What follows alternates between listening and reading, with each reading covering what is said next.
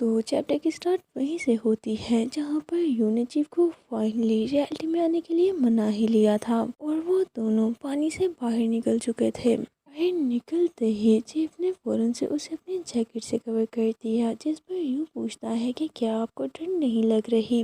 Chief बोलते हैं तुम जानते हो ना कि मुझे ये सब कुछ फील नहीं होता। इतने में अचानक से ही यू ने जल्दी से आगे बढ़कर उन्हें हक कर लिया, जिस पर चीफ भी उसे हक करते हुए कहते हैं लेकिन फिर भी मैं जानता हूँ कि वार्मथ फील करना कैसा होता है। इतने में वहाँ पर माउंटेन गोड और वो दोनों भी आ चुके थे। वो बोलता है वाह तो फाइनली तुम उठ ही गए, वैसे तुम दोनों पानी में भीगे हुए क्यों हो। माउंटेन गोड भी बोलते हैं मैंने अपनी पूरी पावर का यूज़ करते हुए फौरन ही इन सभी को यहाँ पर टेलीपोर्ट किया है कि कहीं तुम्हें कुछ होना क्या हो, लेकिन लगता है कि तुम बिल्कुल ठीक हो। इस पर यह स्माइल करते हुए बोलता है माउंटेन गोड आपने तो मेरी हेल्प की थी ना। इस पर माउंटेन गोड बोलते हैं नहीं ऐसा कुछ नहीं है, वैसे भी मैं तो तुम्हारे माइंड से आंसर ढूंढने का ट्राई कर रहा था, लेकिन तुम्हारी हालत को देखकर तो लगता है अभी ऐसा करना ठीक नहीं रहेगा। अगर मैंने दोबारा से ट्राई किया तो तुम फिर से अपने सबकॉन्शियस में खो सकते हो। सबसे पहले तुम्हें ठीक से आराम कर लेना चाहिए। मैंने तुम्हारे माइंड में मुझे उस गेट को ओपन छोड़ दिया है तो तुम्हें एक ना एक दिन वो आंसर ज़रूर मिल जाएंगे, तो अब तुम घर जाओ। साथ ही गुनों की तरफ पॉइंट करते हुए बोलते हैं यूजुअल जब तक तुम इस पर्सन को अपने क्लोज रखोगे तब तक तुम्हें कुछ नहीं होगा। अभी के लिए सभी चीज़ों को खुद ब खुद ही फाइंड करने का ट्राई करो। अगर तुमसे ना हुआ तो मैं तुम्हारी हेल्प ज़रूर करूँगा, तुम कभी भी मेरे पास आ सकते हो, लेकिन आने से पहले इस रास्कल को भी अपने साथ ज़रूर लेकर आना। पर गुनू बोलता है हे तुम ऐसा क्यों बोल रहे हो, क्या मैं किसी किस्म का कोई तलिस्मान हूँ। इसके बाद हम उन सभी को वापस आता देखते हैं जहाँ पर चीफ ने यू को अच्छी तरह ब्लैंकेट से कवर करने के बाद अपनी गोद में बिठा रखा था। दूसरी तरफ यूहान तो बिल्कुल चुपचाप किसी गहरी सोच में खोया था। थोड़ी ही देर में वो दोनों घर पहुंच गए जहां पर चीफ तो काफी प्यार से उसकी टेक केयर करते हुए क्योंकि हेयर्स को ट्राई करते हैं। इस पर वो तो शायद फील करते हुए क्यूटली बोलता है कि मैं खुद ही ये कर लूँगा। मुझे बिल्कुल भी नहीं रुकते ये बोलते हुए कि जब मैं अपने सेंसेस में नहीं था तब तुमने भी तो मेरे लिए ऐसा किया था। फिर वो दोनों रेस्ट करने के लिए लेट गए जहाँ पर यू ने चीफ के बाजू पर सर रख रखा था। यू पूछता है तो क्या आपको सब कुछ याद आ गया है, क्या वो सारी बातें भी जब आप अपने कॉन्शियस में नहीं थे। इस पर चीफ बोलते हैं हाँ, लेकिन उस टाइम मैं ठीक से सोच नहीं पा रहा था। वो बोलता है तब तो आप बहुत ही डिस्ट्रैक्ट लगते थे, तो क्या अब आप ठीक हैं, कहीं आपको सिक तो नहीं फील हो रहा। जी बोलते हैं पता नहीं, लेकिन मेरी मेमोरीज वापस आने के बाद से ही मुझे थोड़ा बेटर फील हो रहा है। यूँ पूछता है चीफ क्या आप डर रहे हो। जिस पर चीफ बोलते हैं अगर मैं सच कहूँ तो हाँ, मेरी जो हालत है इस हालत में मैं जो कुछ भी करूँ वो सब कुछ ही गलत हो जाएगा, शायद मुझे यहाँ से दूर चले जाना चाहिए। तुम्हें भी बिल्कुल पहले की तरह अपने काम पर वापस चले जाना चाहिए और तुम अपनी लाइफ को अच्छे से गुजारो।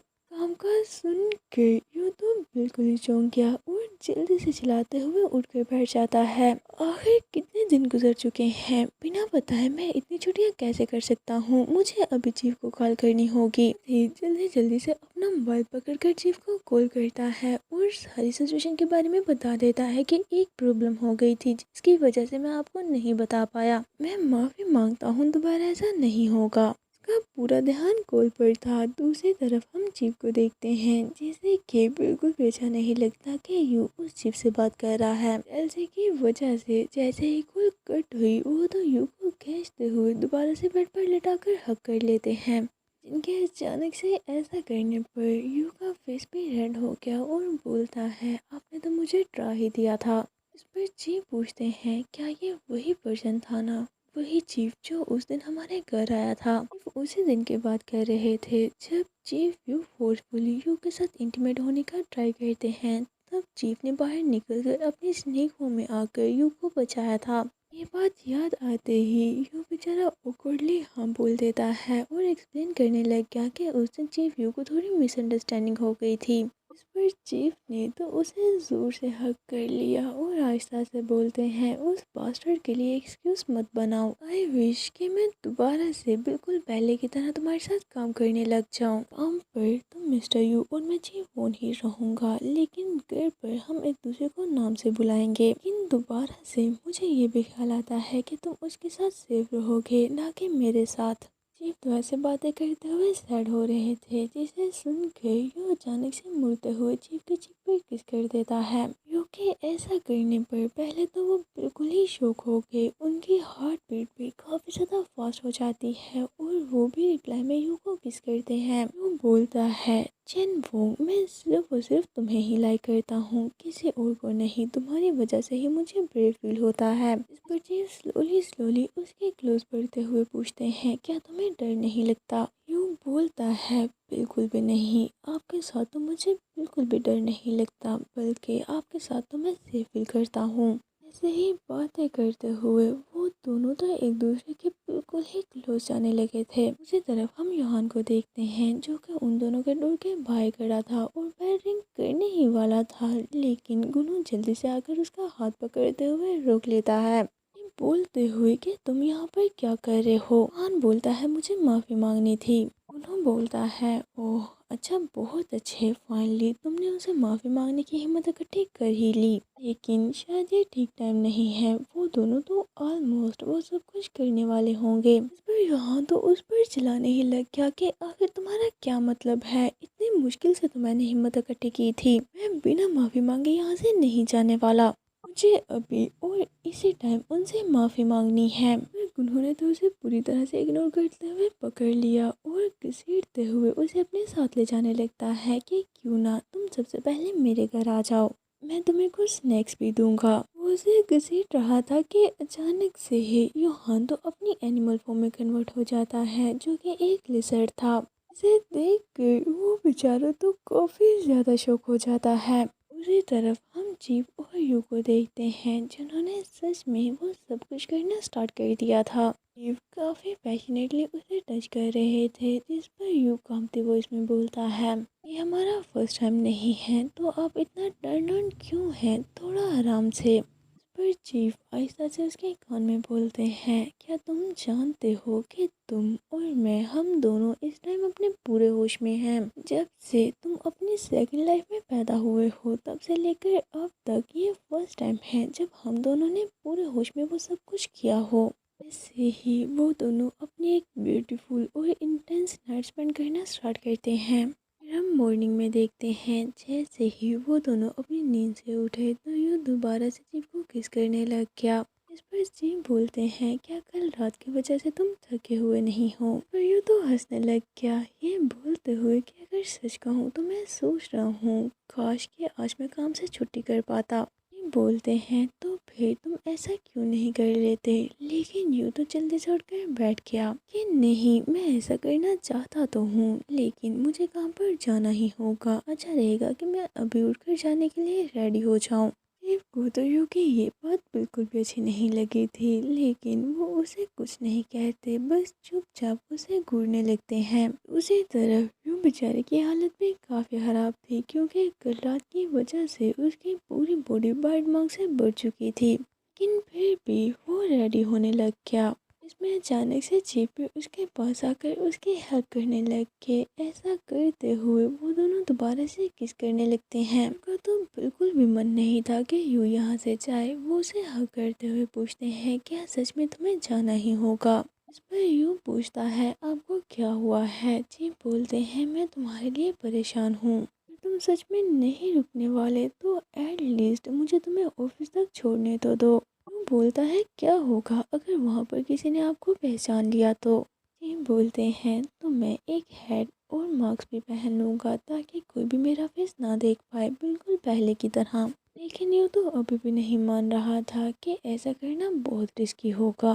इसके अलावा अगर किसी ने आपके बारे में पूछ लिया तो मैं उसे क्या बोलूँगा? ये बोलते हैं, मैं अपना फेस तो चेंज नहीं कर सकता, लेकिन मैं खुद को बड़ा या छोटा दिखा सकता हूँ। मैंने ये पहले भी किया है, वैसे ऐसा करना थोड़ा मुश्किल तो है, लेकिन मैं इस बार भी ये कर लूँगा। मयूर जल्दी से बोलता है, नहीं नहीं, आप ऐसा बिल्कुल भी मत करना, डोंट वरी, मैं वहाँ पर केयरफुल रहूँगा। क्योंकि इतना ज़्यादा मना करने पर चीफ भी फाइनली मान ही जाते हैं।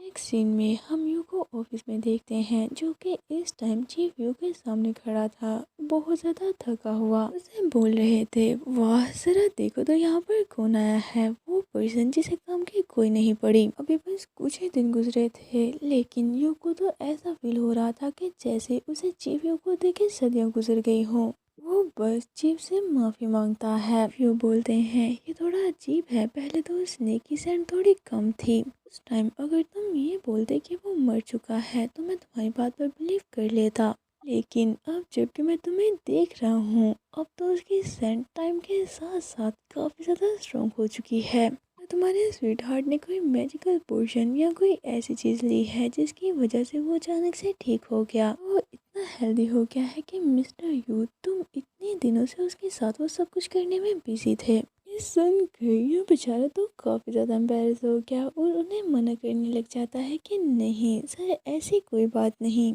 इस पर चीफ यू पूछते हैं, तो फिर क्या हुआ था?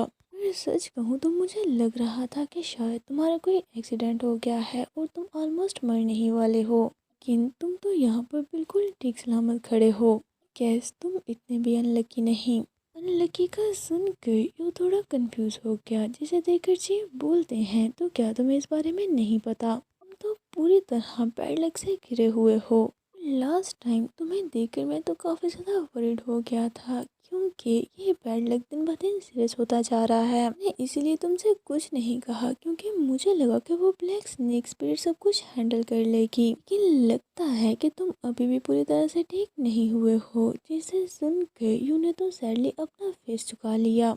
ये देख कर चीफ पूछते हैं कि क्या उसकी हालत इतनी बेकार है? यू बोलता है, शायद, मुझे लगता तो है। उस दिन मैंने आपको अपने घर इसलिए इनवाइट किया था क्योंकि आपने मुझसे बोला कि आप एक स्नेक हो, तो मुझे लगा आप मेरे स्नेक के बारे में मुझे कोई एडवाइस दे पाओगे, क्योंकि मैं इस बारे में कुछ भी नहीं जानता। अगर अभी आपके पास मेरे लिए कोई एडवाइस हो तो आप बता सकते हो।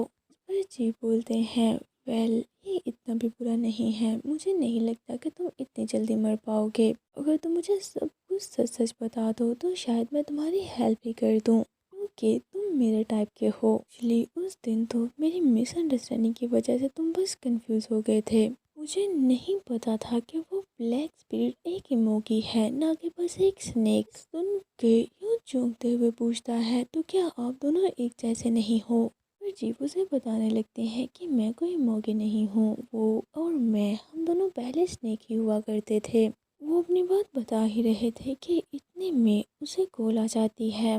इसकी वजह से उन्हें फौरन ही इमरजेंसी में कहीं जाना पड़ता है। आते हुए वो यू से बोलते हैं, अभी मुझे काम है तो मैं जा रहा हूँ, हम बाद में बात करेंगे। एनीवे, मुझे नहीं लगता कि क्या मैं तुम्हारी हेल्प कर भी पाऊँगा। ऐसे भी तुम बदले में बिना कुछ ऑफर किए मुझसे फेवर कैसे मांग सकते हो? लिस्ट बस एक छोटी सी किसी दे दो। और साथ ही अपने चिन पर पॉइंट करते हुए बोलते हैं कि यहाँ पर। सच कहूँ तो मैं तुम पर थोड़ा डिसअपॉइंट भी हूँ। और जाने से पहले डोर को बंद करते हुए बोलते हैं, बाय द वे, मैंने तुम्हारी एब्सेंट मार्क कर दी थी, तो माफ़ी मांगने के लिए तुम मुझे ट्रीट दे सकते हो या मुझे कॉफ़ी ही पिला देना।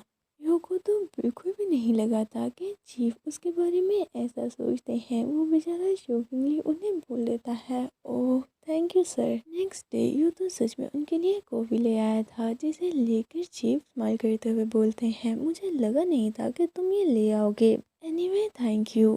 फिर यू बोलता है, मुझे आपको थैंक्स बोलना था कि आपने मेरी एब्सेंस मार्क कर दी। वैसे मेरा बहुत सा काम पड़ा है तो अब मैं चलता हूँ।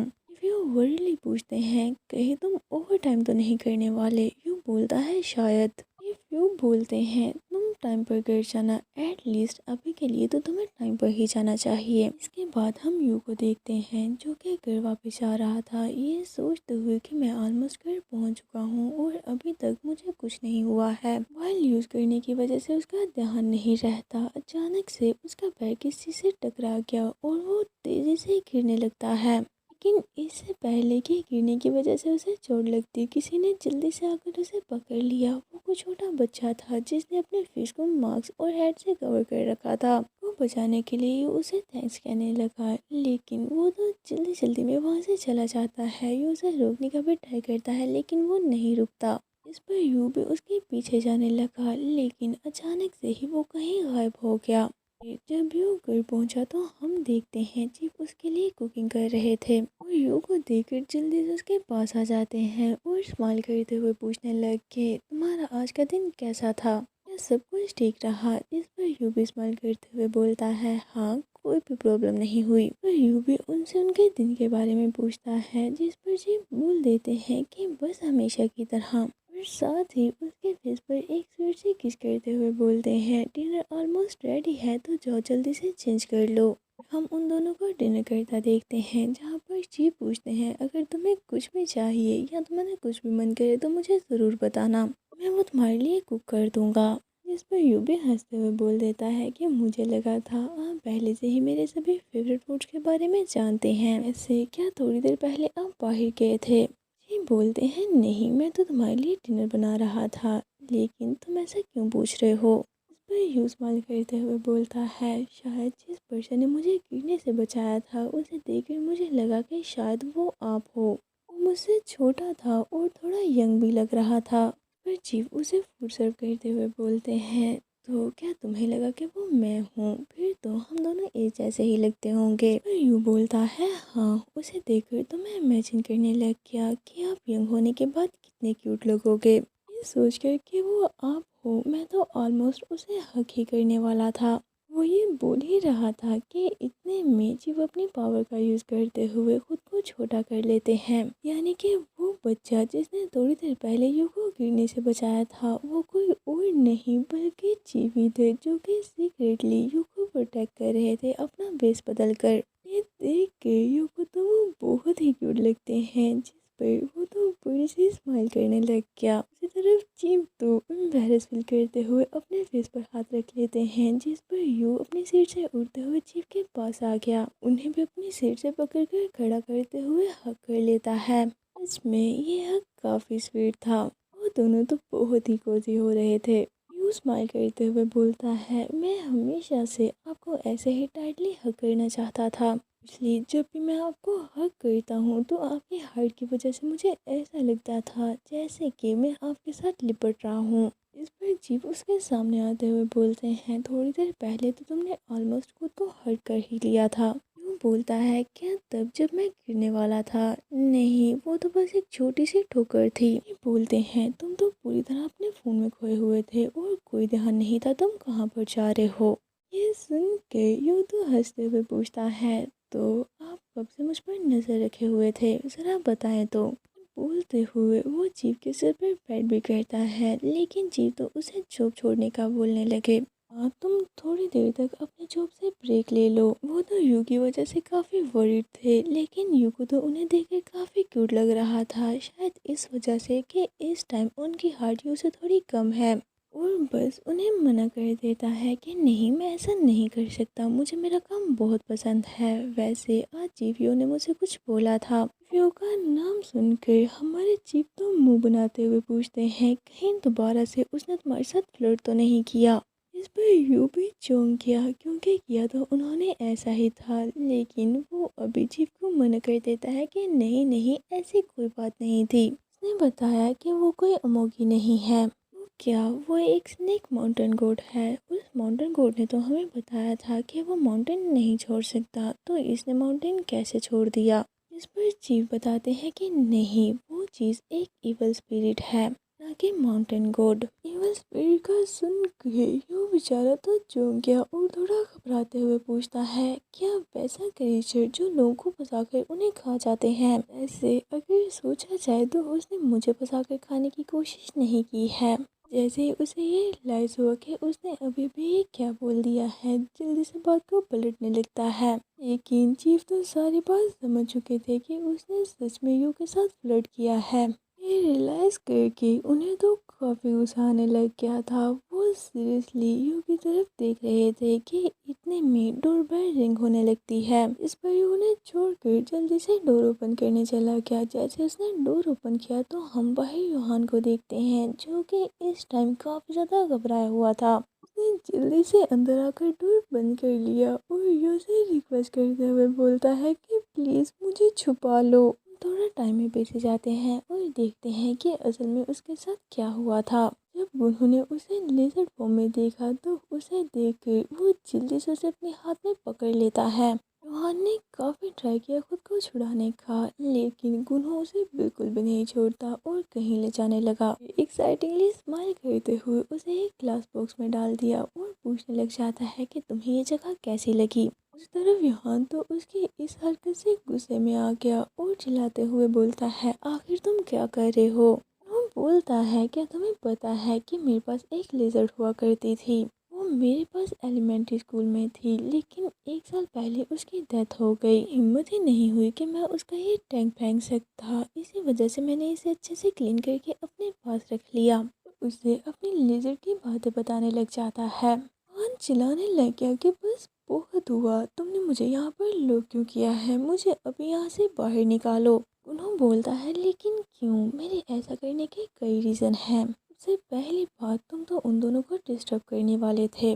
दूसरी बात, तुम्हारी ये फॉर्म तो बहुत ही क्यूट है। फिर तुमने मुझसे ये सच छुपाया ही क्योंकि तुम एक लेजर्ड हो। तीसरी बात, सब कुछ छोड़ दे तो एक चीज़ बिल्कुल भी ठीक नहीं है। और पूछने लग गया कि क्या तुम ठीक से खाते भी हो।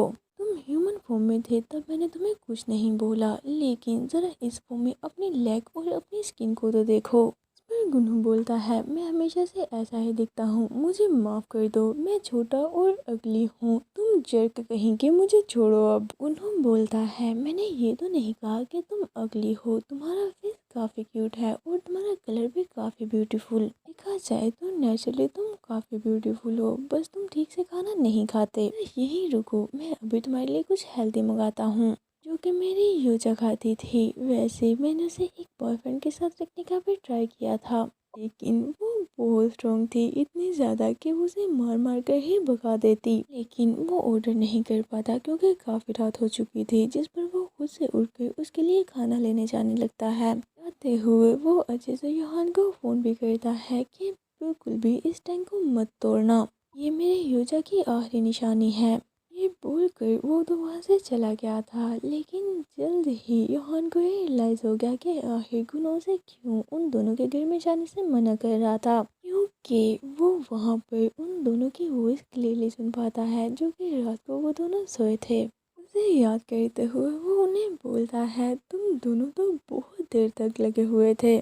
ये सुनकर यूं बेचारी की तो हवाएं ही उड़ गई। वो बोलता है, ओह मुझे माफ़ करना, मुझे रियलाइज ही नहीं हुआ कि तुम मेरे नेबर के घर से ये सब कुछ सुन रहे हो। देखते हैं इस टाइम हमारे चीफ तो अपनी स्नेक फॉर्म में यू को रैप करके बैठे थे। इसी तरफ गुनहो बेचारे की तो हालत बहुत ही खराब थी। वो बोलता है, इट्स ओके, लेकिन रियल प्रॉब्लम ये नहीं है। और उन्हें बताने लगता है कि वो पास्टर गुनहो मुझे कैसे ट्रीट कर रहा था। थोड़ी ही देर में वो फूल लेकर वापस आ गया और बड़ी सी स्माइल करके बोलता है कि डैडी घर वापस आ गए।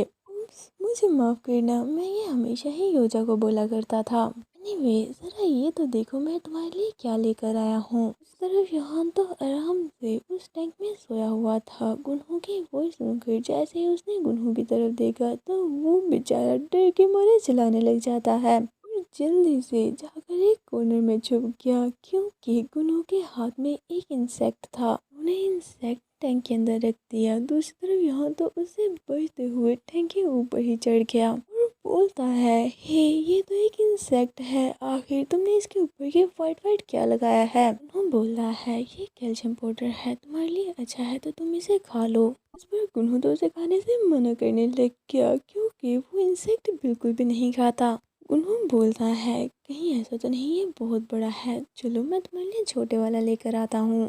तुम चाहते हो कि मैं तुम्हारे खाने में हेल्प करूं, और उसे वो सब कुछ खिलाने के लिए फोर्स करने लग गया। प्रेजेंट में ये सब कुछ सुनकर तो यू उसे शांत करने लग जाता है कि हे यहाँ पर कोई भी बग नहीं है, तो तुम यहाँ पर सेफ हो। ऐसे तुम वहाँ से बचकर कैसे निकले? इस पर योहान बताता है उसे टैंक थोड़ा सा खुला छूट गया और जब वो अपने कस्टमर के साथ बिजी था तो मौका देकर मैं वहाँ से भाग आया। उसके वहाँ से भागने के बाद गुनू उसे फॉलो करते हुए योहान के डोर पर नॉक करता है और गुस्से से पूछने लग गया कि क्या वो यहाँ पर है, लेकिन उस टाइम योहान ने उसे कवर कर लिया था, ये बोलते हुए कि प्रॉमिस वो यहाँ पर बिल्कुल भी नहीं है। इतने में योहान पूछता है एनीवे आज बहुत शांति थी, क्या तुम काम पर गए थे? इस पर यू बताता है कि हाँ। ये सुनकर योहान तो हमारे जी पर गुस्सा करने लग गया कि क्या तुम पागल हो चुके हो? यूजुअल की तो कोई बात नहीं क्योंकि उसने वही किया जो एक नॉर्मल ह्यूमन करता है, लेकिन आखिर तुम इसे काम पर जाने से कैसे नहीं रोक पाए?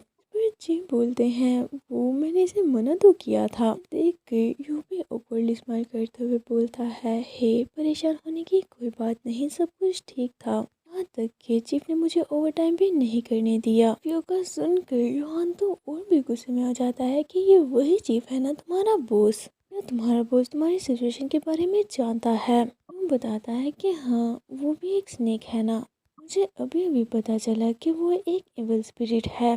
इस पर योहान और भी ज़्यादा चौंक गया कि क्या तुम एक इविल स्पिरिट के साथ एक ही जगह पर काम कर रहे हो? और हमारे चीफ से बोलता है क्या अभी अभी मुझे सुनने में गलती हुई है या तुम कुछ भी नहीं जानते थे? जी बोलते हैं अभी अभी मैंने इसे बताया है कि वो एक इविल स्पिरिट है। सुनकर योहान तो साय करते हुए बोलता है शायद तुम्हें इसीलिए नहीं पता क्योंकि तुम कई सेंचुरी से माउंटेन में कैद थे, लेकिन एक इवल स्पिरिट पर बिल्कुल भी ट्रस्ट नहीं किया जा सकता। मैंने अपनी लाइफ में बस 3 ही इवल स्पिरिट देखी हैं जो बस खाने पीने और सेक्स करने के लिए क्रेजी होती हैं। इस पर यूँ चौंकते हुए बोलता है क्या, लेकिन मुझे चीफियों के बारे में ऐसा फील नहीं होता, वो एक गुड पर्सन लगते हैं। इस पर योहान चिल्लाते हुए बोलता है ऐसा इस वजह से क्योंकि पहले वो तुम्हें रचाएगा और फिर तुम्हें खाने का ट्राई करेगा।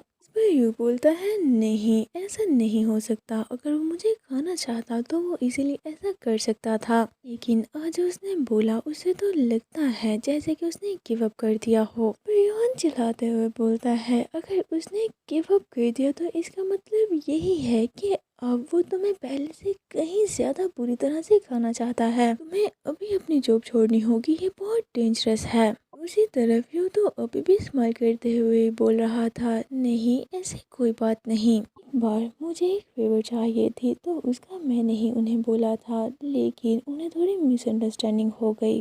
लेकिन यू के ऐसे आंसर और इतने नॉर्मल रिस्पॉन्स को देखकर योहान बेचारा तो गुस्से से पागल ही होता जा रहा था। इस पर अब यू कंफ्यूजनली चीफ से पूछता है कि आपको क्या लगता है क्या सच में वो डेंजरस है? पर चीफ को सोचने लगते हैं जब फर्स्ट टाइम उन्होंने अपनी ह्यूमन फॉर्म ली थी तो तब उन्होंने कुछ इवल स्पिरिट्स को मारा था क्योंकि ये उनकी ट्रेनिंग का हिस्सा था। दूसरे लोगों को मारने की वजह से माउंटेन की तरफ से ये उनकी एक पनिशमेंट थी। ये ताकत के नशे में जल्द ही चूर हो जाती हैं जिसकी वजह से इन्हें मारना इजी होता है। इसी वजह से कोई भी इवल स्पिरिट इतने ओल्ड नहीं हो पाती सिवाय उस वाइट स्नेक के। मैं फील कर सकता हूँ कि वो कई सालों से जिंदा है। उसका अजीब सा सिली एटीट्यूड मुझे इरिटेट तो करता है, लेकिन वो कोई बड़ा खतरा नहीं। लेकिन फिर भी ये सोचते हुए वो भी बोल देते हैं कि मैं योहान से एग्री करता हूँ, तुम्हें जॉब छोड़ देनी चाहिए। इस पर यूजीव को समझाने का ट्राई करता है। में योहान बोलता है वैसे तुम इतना वरिड क्यों हो रहे हो, तुम्हारे बॉयफ्रेंड ने बहुत से पैसे बनाए होंगे जिससे तुम दोनों इजीली अपनी लाइफ अच्छे से गुजार सकते हो। मैं बेट लगा सकता हूँ कि वो सारे पैसे इसने बस तुम्हारे लिए ही अर्न किए होंगे। जिस पर ची भी बोलते हैं हाँ बिल्कुल ये ठीक बोल रहा है। योहान बोलता है तो यहाँ से चले जाओ और जब तक चीज़ें बिल्कुल ठीक ना हो जाए अपनी लाइफ अच्छे से गुजारो। फिर अचानक से उसके मन में कुछ आता है और यू से बोलता है ज़रा रुको मुझे कुछ चेक करना है। ये बिल्कुल सिंपल है, बस मूव मत करना। और साथ ही उसके सर पर हाथ रखकर अपनी पावर ऑन करते हुए उसके मन में जाने का ट्राई करता है, लेकिन इस बार वो ऐसा नहीं कर पाता। जिस पर वो बोलता है हाँ मैं जानता था ये नहीं होगा। यू से पूछता है क्या तुम्हें कुछ भी फील नहीं हुआ? जिस पर यू कंफ्यूजिंगली बोलता है नहीं कुछ भी नहीं। वैसे अभी अभी तुमने क्या किया है? जिस पर योहान बताता है कि मैंने अभी अभी तुम्हारा बैड लक निकालने का ट्राई किया, लेकिन ये काम ही नहीं किया, मैं तुम्हारा बैड लक नहीं निकाल पा रहा। ये सुनकर जेबी काफी ज्यादा चौंक गए और बोलते हैं, जरा रुको, क्या ये काम नहीं कर रहा? योहान बोलता है, नहीं, क्या तुम्हें नहीं लगता कि हमें इस बारे में जरा ठीक से डिस्कस करना चाहिए? वैसे गाइस फाइनली उन दोनों के बीच में इतनी मुश्किल से सब कुछ ठीक हुआ है और अब दोबारा से एक नई प्रॉब्लम। क्या लगता है कि वो यूको बैड लक से सेव कर पाएंगे या नहीं? जल्दी से अपना आंसर कमेंट बॉक्स में ज़रूर लिखें। तो इसी के साथ आज का ये पार्ट यहीं पर एंड करते हैं। अगर आपको ये वीडियो अच्छी लगी हो तो प्लीज़ जाने से पहले इस वीडियो को लाइक ज़रूर कर दें और साथ ही साथ मेरे चैनल फन एक्सप्लेनेशन को सब्सक्राइब भी करें ताकि आने वाली ऐसे वीडियोस आप सबसे पहले देख पाएँ। तो चलिए मिलते हैं आपसे नेक्स्ट वीडियो में। Until that, take care of yourself and bye bye.